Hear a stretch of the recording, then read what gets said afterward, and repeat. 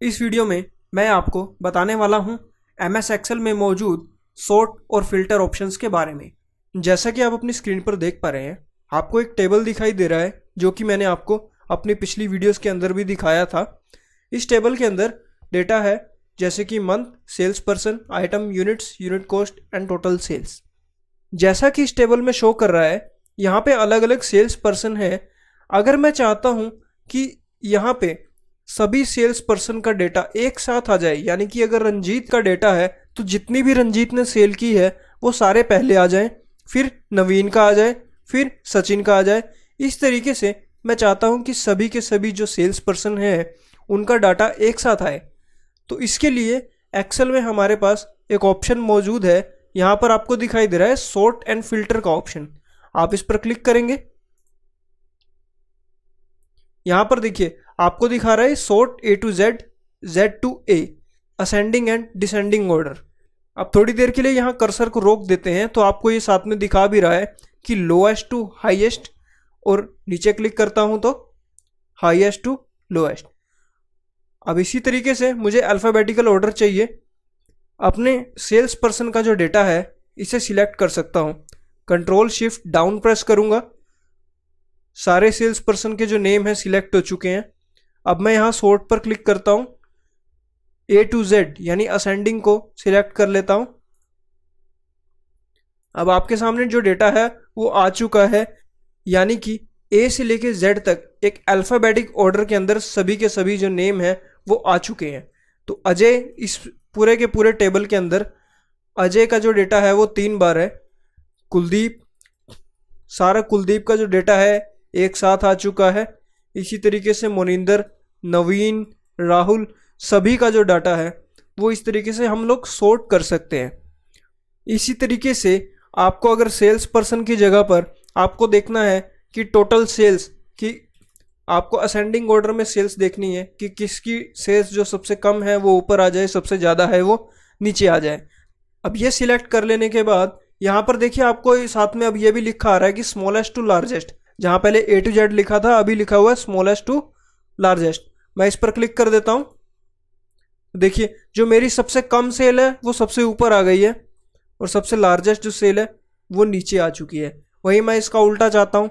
मैं चाहता हूँ कि मुझे पता चले कि सबसे ज़्यादा जो सेल है वो ऊपर आ जाए, तो मैं ऐसे क्लिक कर सकता हूँ और जो लार्जेस्ट सेल है वो ऊपर आ जाएगी और लोएस्ट सेल नीचे चली जाएगी।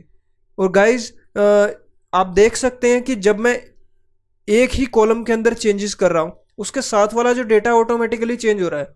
ये देखिए यहाँ पर नवंबर ऊपर आ चुका है, नवीन ऊपर आ गया, जबकि हमने पहले जब सॉर्ट का ऑप्शन लगाया था तो यहाँ पर A पहले था, फिर K था, यानी A to Z के हिसाब से था। लेकिन जब मैंने टोटल सेल्स के अंदर अपना जो है सॉर्ट का ऑप्शन लगा दिया तो ये भी चेंज हो गया है। तो यानी ये पूरा का पूरा जो टेबल है आपस में एक तरह से लिंक है कि हम किसी एक में चेंज करेंगे तो वो डेटा खराब नहीं होगा। और इसी तरीके से मान लीजिए मुझे सचिन की सेल देखनी है। अब यहाँ पर बहुत सारे सेल्स पर्सन हैं, मैं इन्हें अगर सॉर्ट कर देता हूँ बाय नेम, देखिए यहाँ पर ये मुझसे पूछ रहा है कि एक्सपेंड द सिलेक्शन। यस, मैं एक्सपेंड करूँगा तो मेरे जो साथ की जो डेटा है वो भी इसी के साथ में चेंज होगा। मैं क्लिक कर रहा हूँ। अब मैंने इन्हें सॉर्ट कर दिया है। अब सॉर्ट करने के बाद मुझे इसमें पहले ढूंढना पड़ेगा कि सचिन कहाँ पर है। यहाँ पर ये देखिए सचिन है, लेकिन अगर मैं इसे फिल्टर लगा देता हूँ, यानी कि ये देखिए जब मैं यहाँ सॉर्ट एंड फिल्टर पर क्लिक करता हूँ यहाँ पर मुझे एक फिल्टर का ऑप्शन भी मिल रहा है। मैं यहाँ पर क्लिक करके भी लगा सकता हूँ या फिर शॉर्टकट की देखिए यहाँ लिखा हुआ है कंट्रोल शिफ्ट L, तो मैं वही करूँगा, कंट्रोल शिफ्ट L प्रेस कर रहा हूँ।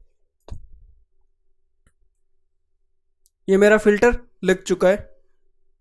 ऑल्ट प्रेस करके डाउन एरो की प्रेस करूँगा तो ये मेरे फिल्टर के ऑप्शंस खुल जाते हैं। यहाँ पर देखिए सभी नाम यहाँ पर दिखा रहा है, सभी फिलहाल जो है सिलेक्टेड है। मैं इन सिलेक्ट हाल को हटाता हूँ। मुझे सचिन का डेटा देखना है, सचिन पर क्लिक करूँगा, ओके प्रेस कर दूँगा। अब देखिए ये मेरे पास जो है सारा सचिन का डेटा आ चुका है कि सचिन ने कितनी सेल की है। इसी तरीके से अगर मुझे सचिन का ना देखते हुए मंथ वाइज देखना है, मुझे सिर्फ जनवरी का देखना है। मैं क्लिक करूंगा जनवरी पर, ओके प्रेस कर दूंगा, तो मेरे पास यहाँ पर जनवरी का डेटा आ चुका है। हम सभी पर फिल्टर लगा सकते हैं, यानी मल्टीपल फिल्टर भी लगा सकते हैं। मान लीजिए मुझे जनवरी मंथ में सिर्फ राहुल की सेल देखनी है, तो मैं रंजीत हटा दूंगा, सिर्फ राहुल की सेल आ जाएगी। मान लीजिए मुझे सिर्फ सिरप की देखनी है, तो मैं टॉनिक भी हटा दूंगा, सिर्फ सिरप की देखनी है। इस तरीके से हम मल्टीपल फिल्टर्स लगा सकते हैं। हटाने के लिए अभी हमें क्या करना होगा, कंट्रोल शिफ्ट एल प्रेस करेंगे तो सारे फिल्टर हट जाएंगे। फिर से लगाने के लिए कंट्रोल शिफ्ट एल प्रेस कर सकते हैं।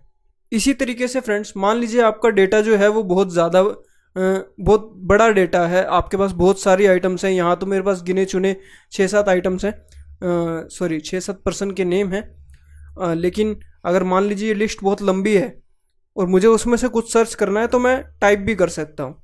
जैसे कि मुझे कुलदीप लिखना है, कुलदीप लिखूंगा तो मेरे पास सिर्फ कुलदीप आ चुका है। अब मैं ओके प्रेस करूंगा तो मेरे पास कुलदीप का डेटा आ चुका है।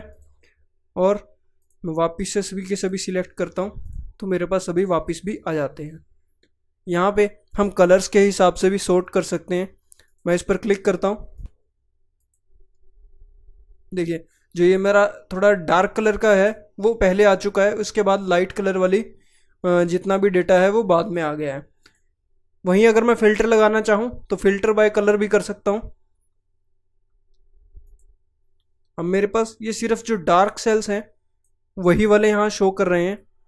इसी तरीके से अगर मैं कोई दूसरा सिलेक्ट करता हूँ तो मेरे पास सिर्फ दूसरे कलर्स वाले यहाँ पर मौजूद हैं।